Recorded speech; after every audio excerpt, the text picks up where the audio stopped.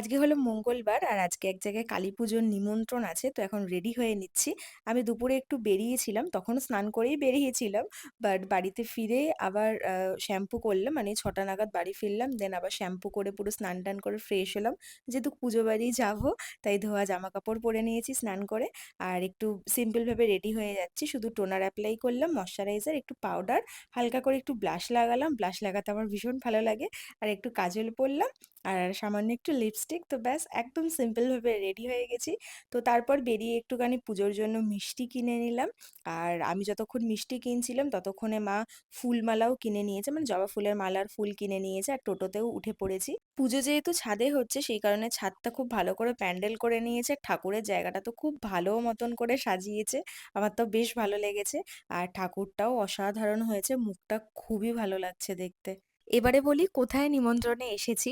যারা আমার ভিডিও দেখো তারা দেখে চিনতেই পারবে আশা করি। এটা হলো কৃষ্ণা পিসি। তো কৃষ্ণা পিসির বাপের বাড়িতে পুজোটা হচ্ছে।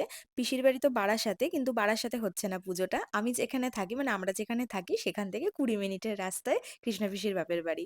তো আমি নিচে নামলাম, নেমে আমি একটুখানি কফি খেলাম, মায়ের জন্য একটু কফি নিলাম। আর এটা হলো পাখি, কৃষ্ণা পিসির বড় মেয়ে। আর ছোটকে তো আমার ভিডিওতে এর আগে দেখেইছো। তো এটা হলো কৃষ্ণা পিসির ছোট মেয়ে। আর পাশে যাকে দেখছো এটা হলো ছোটর মামার ছেলে, মানে কৃষ্ণা পিসির ভাইয়ের ছেলে। সবাই এখন ছাদে ঠাকুরের সামনে বসে আছে। যদিও পুজো শুরু হতে এখনো বেশ কিছুটা সময় লাগবে। এখন সবে গোছগাছ করা চলছে, ঠাকুরকে এখনো পর্যন্ত সাজানো চলছে।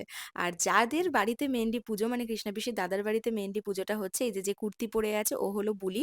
ওদের বাড়িতেই কিন্তু মেইনলি পুজোটা হচ্ছে। আর তারপর আমি আর মা খেতে বসে পড়লাম।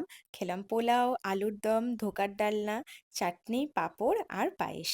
বাবারও নিমন্ত্রণ ছিল, কিন্তু বাবা আসতে পারেনি কারণ কাজ থেকে ফিরতে বাবার দেরি হবে। তো তাই আমরা একটু তাড়াতাড়ি বেরিয়ে যাচ্ছি, না হলে টোটো পাবো না বাড়ি যাওয়ার জন্য।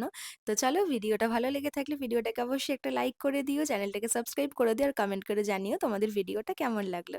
তো আবার দেখা হবে নেক্সট ভিডিওতে।